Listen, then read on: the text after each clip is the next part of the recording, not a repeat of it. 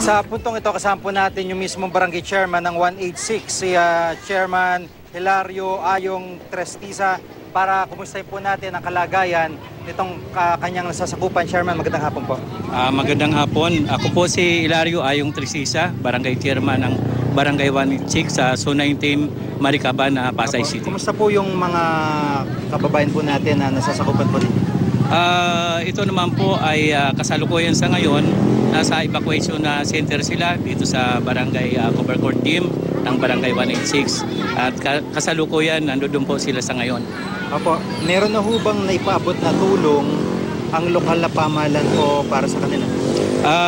Kumukuha na rin po ng bilang kung ilan po yung mga biktima ng mga nasunugan dito sa aming barangay.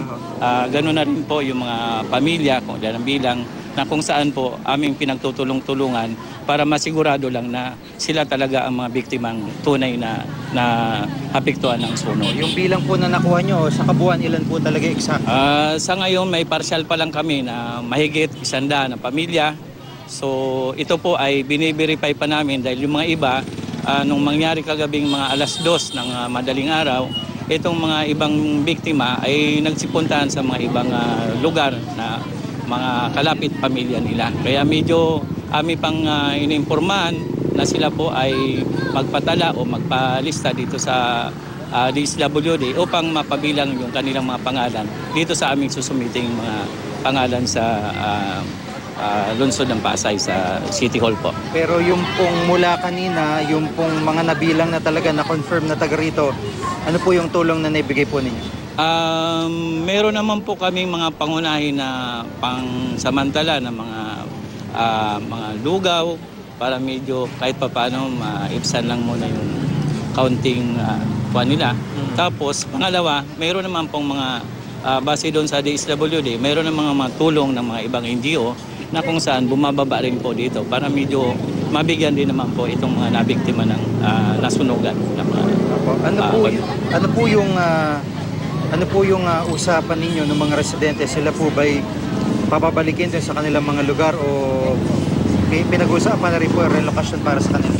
Sa ngayon po, meron na po akong, inatangan ko na rin po yung mga kagawad na mag-actual sila sa bawat bahay na nasunugan, na sa ganon makita rin yung sitwasyon kung paano namin i-assist, yung paano natin matulungan sila dahil sa ngayon po karamihan medyo may mga nandoon po sila sa evacuation at may mga binabantayan din yung kanilang mga pwesto na kung saan yung mga ibang gamit nilang mga nasunog medyo gusto rin nilang makalakal para medyo pangdagdag na ng budget nila sa pang-araw-araw.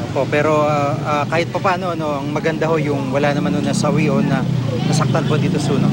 Wala naman po kasi kami naman po sa aming barangay, sa barangay official, may mga kanya-kanya naman po kaming committee na kung saan binibigyan naman namin ng mga task yung aming mga barangay official upang sa mga ganitong disaster kailangan pagandaan namin upang maiwasan yung mga ganyang aksidente na mangyayari. Ano po ang panawagan nyo sa mga nagnanais o magpadala ng tulong dito po sa inyo nasasakupan?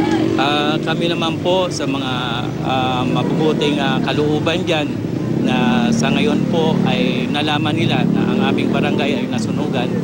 Kami po ay nakikiusap na kung mayroon man po silang may tutulong, lalo-lalo na dito sa mga biktima ng mga nasunugan, malaking pong utang na loob namin na tatanawin yan. Ganoon na rin po sa mga biktima ng nasunog po.